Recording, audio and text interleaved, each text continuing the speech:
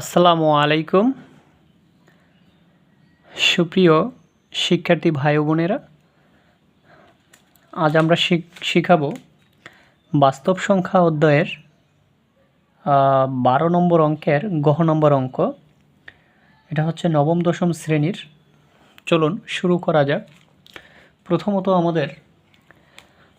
আমরা কি করব, বিয়োগ করার আগে আমাদের সদৃশ দশমিক আবৃত ভগ্নাংশে প্রকাশ করে নিতে হবে।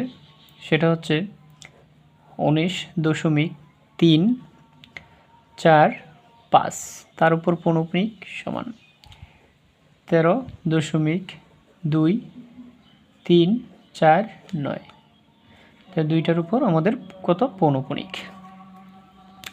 এখন আমাদের করণীয়টা কি, সেটা হচ্ছে প্রথমত লিখব অনাবৃত আর হচ্ছে কি আবৃত। অনাবৃত কাকে বলে? দশমিকের পর পৌনঃপুনিক নেই যেই সংখ্যাগুলোর উপরে, সেগুলোকেই অনাবৃত বলে। তাহলে এখানে আছে দুইটা, এখানে আছে একটা। প্রথম আছে দুইটা, তারপরেরটার ভিতরে আছে একটা। আর এখানে আবৃত আছে একটা, আর অনাবৃত আছে তিনটা। এখন অনাবৃত বেশি কোনটার মধ্যে?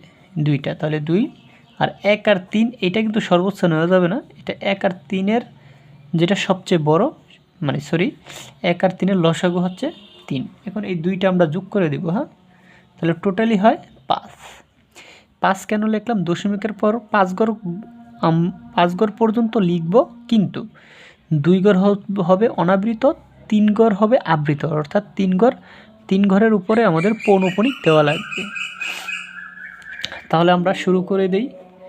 19.34 আমরা দশমিকের পর 5 ঘর পর্যন্ত লেখা লাগবে। 3, 4 দুইটা লিখছি, এখন আরও 3টা বাকি আছে। যেহেতু 5-এর উপর পৌনঃপুনিক, তাহলে আমরা 3টা 5 লিখলাম। তাহলে দশমিকের পর আমাদের কত? 5টা ঘর হয়েছে।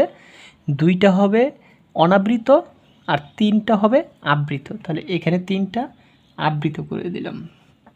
আবার 13.দশমিকের পর 5 ঘর পর্যন্ত নেওয়া লাগবে। 3, 4, 9, আবার 3, 4। তাহলে এই 3 ঘর পর্যন্ত আমাদের পৌনঃপুনিক, এই 2 ঘর পর্যন্ত আমাদের পৌনঃপুনিক থাকবে না। তাহলে আমাদের কত? আমাদের মিস্টেক হয়েছে। সেটা হচ্ছে 13.239, তারপর হচ্ছে 3। হ্যাঁ, এখন আমরা কি করব, সেটা হচ্ছে আমাদের বিয়োগ করব। 2 ঘর পর্যন্ত 5, আর এখানে হচ্ছে আমাদের কত? এই 3 ঘর পর্যন্ত এখানে আমরা পৌনঃপুনিক দিয়ে দিলাম। হ্যাঁ, আর 3 পর 4, 9। তাহলে এখন যদি আমরা বিয়োগ করি, 9 আছে 15 পাবো, 6 হলে হাতে থাকে 5 আছে 5 পাবো, 0 হলে হাতে কিছু থাকে না, 3 আছে 5 পাবো 2 হইলে। হ্যাঁ, 2-এর উপর পৌনঃপুনিক।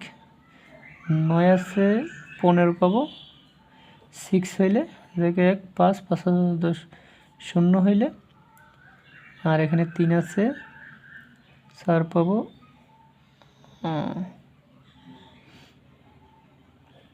1 হইলে। 2 আছে 3 পাবো, 1 হলে।